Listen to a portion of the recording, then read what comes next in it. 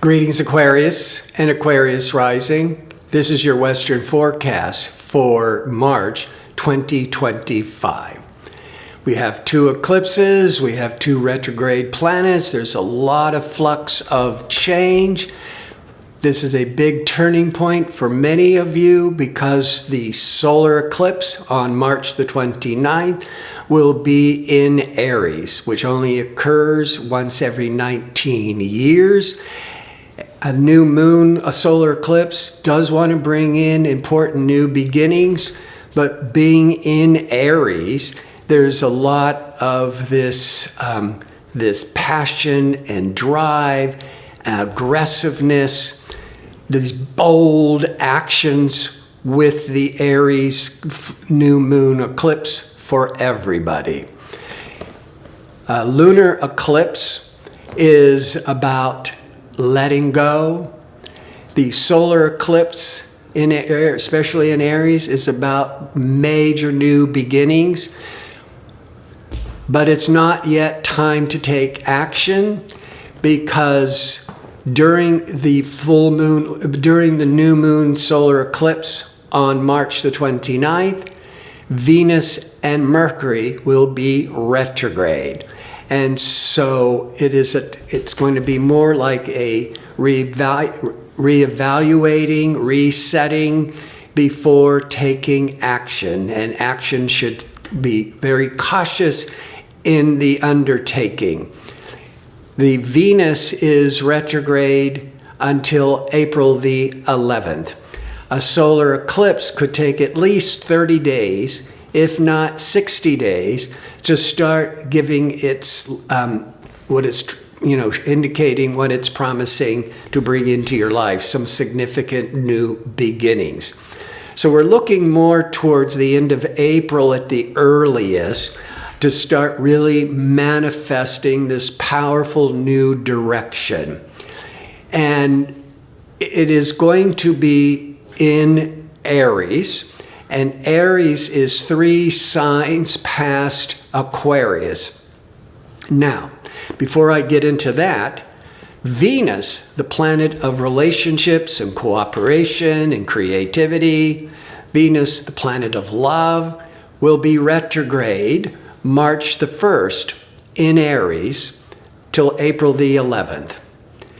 Discerning, decision-making, Mercury goes retrograde every few times a year, where the Venus retrogrades just every year and a half. That discerning retrograde Mercury is from March the 14th through April the 7th. And it is also in the 3rd house. And the solar eclipse, which is this wanting to give birth, this powerful new directions, is in Aries in the 3rd house.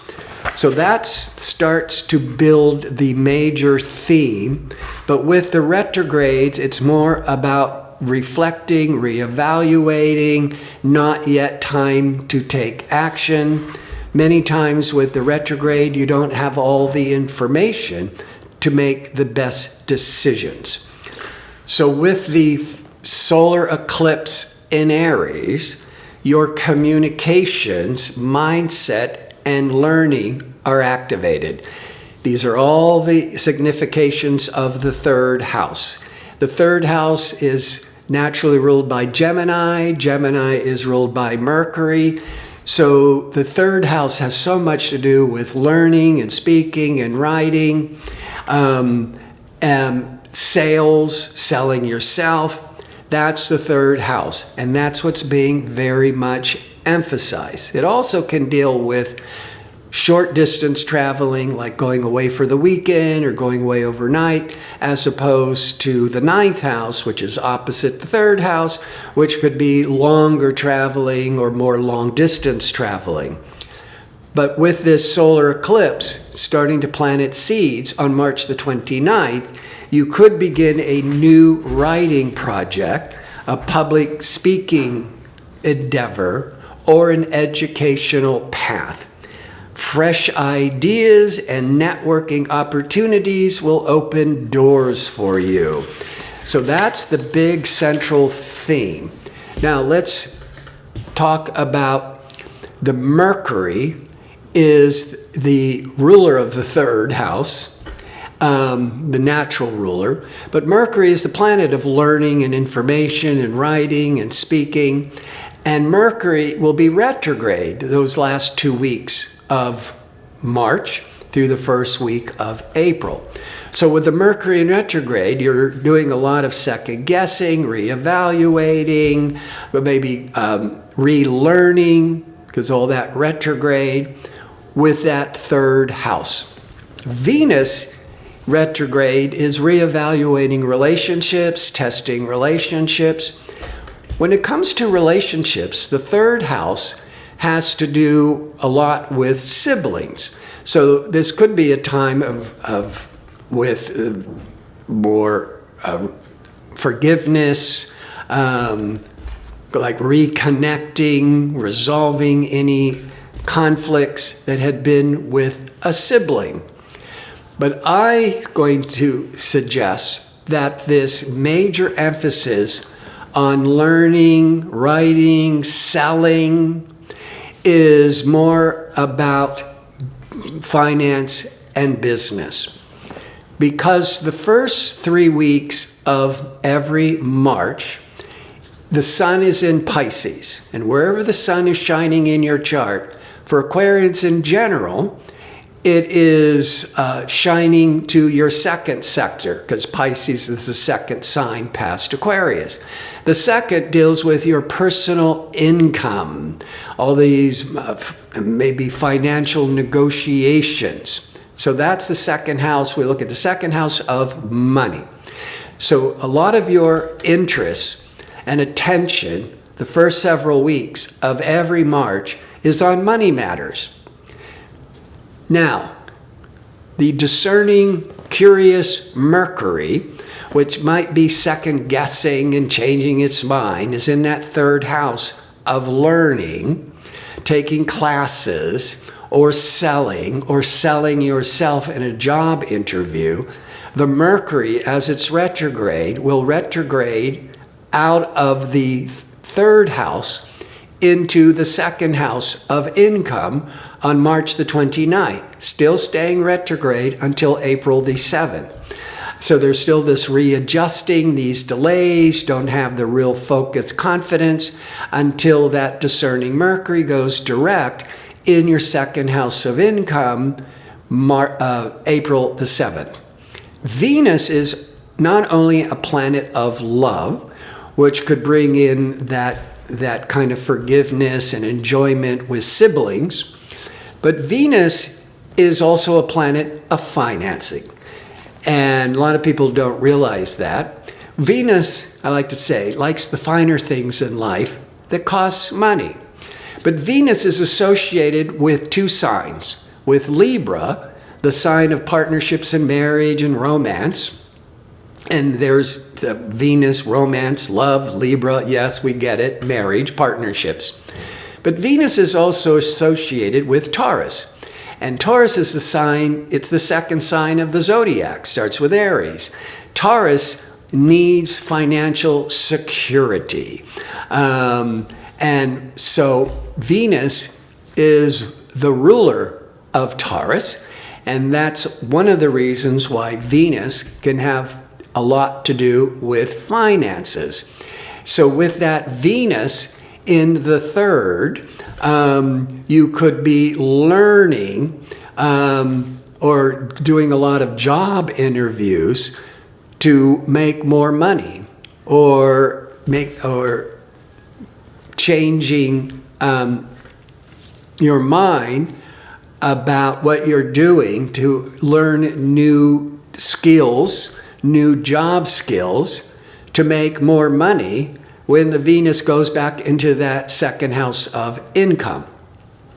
So we then have to put all this together. Is the full moon lunar eclipse is in Virgo on March the 13th in your 8th house, which is opposite the second. The second is your personal income.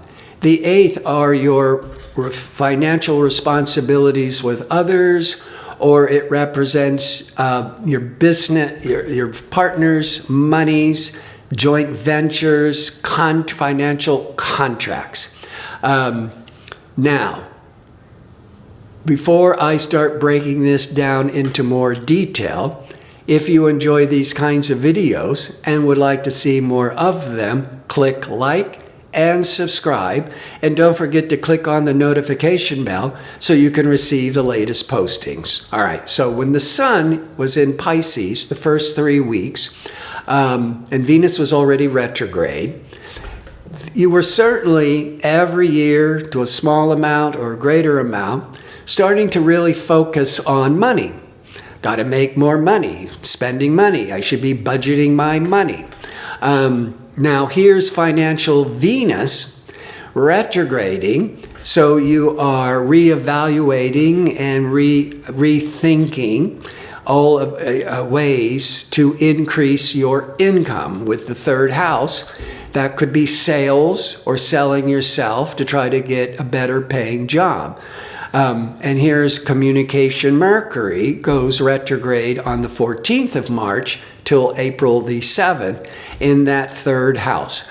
So that the last 2 weeks of March through the first week of April, negotiating Mercury, financial, pleasurable Venus will be retrograde. So there's a lot of this readjusting, rethinking, reevaluating. Third house, that could be job, looking for a new job. It's the third house of interviews and meetings, or trying to get, into a new line of business you could learning about in sales. That solar eclipse is putting a major emphasis on learning and selling yourself. But then come after Venus goes direct on April the 11th, and the solar eclipse is on the 29th of March, but it takes at least 30 days, if not longer, to start revealing what it was trying to bring into your life, which is all this new learning, new information, sales. That's the third house. And the Venus and Mercury going direct, they'll be direct together by April the 11th. Now there's more clarity and more focus on how to increase your income, or how to really focus on making money with sales. Now let's get to that full moon lunar eclipse. A lunar eclipse is a full moon on steroids. The lunar eclipse can reveal things that have been hidden, or it can test relationships, but it brings a lot of matters to a culmination, to a peak. And this one's in Virgo, and Virgo is 8 signs past Aquarius. And the 8th house sector is about finance and banking and financial contract offers. Now, a full moon lunar eclipse, a regular full moon may last for a day or two. But with the lunar eclipse, the world is going to be feeling it for at least 2 weeks. And if you have planets very close to 23 Virgo or in Pisces, then this could be impacting you for a month, maybe even longer. So that full moon lunar eclipse is bringing a lot of 8th house matters to light. And that 8th house deals with other people's monies and contract negotiations. You could even be coming into a financial settlement, a financial gift. So there's all this emphasis and focus as we get into April with income and finances. I do think the third house has a lot to do with learning, and this could be getting a new job, because the third house could be interviewing, and you get a new job, and then you have to learn how, well, you know, all the job skills. You may be learning how to use their software computer system as an example. So lots of learning on the job and to make more money. Or you are realizing in the first part of March with the sun in Pisces that you want to make more money. Then with the retrogrades, it could be a time of reevaluating, resetting in the third house, and that could be one, looking for a new job, and that could go back and forth into April, or deciding to get new job skills, learning some new training. So then in April, you could get a new job or get a promotion where you're at with your new skills to make more monies. So this whole month of March is really planting seeds that will take time to blossom and can make a real impact for the next 6 months at least. And it has primarily to do with selling, learning, speaking, learning new job skills, but all around to make more money. I want to thank you for watching. If you like information on how to book an astrology reading or to check out my 2-question offer, visit my website at gardino.co. That's .co. Until next month, be safe and well.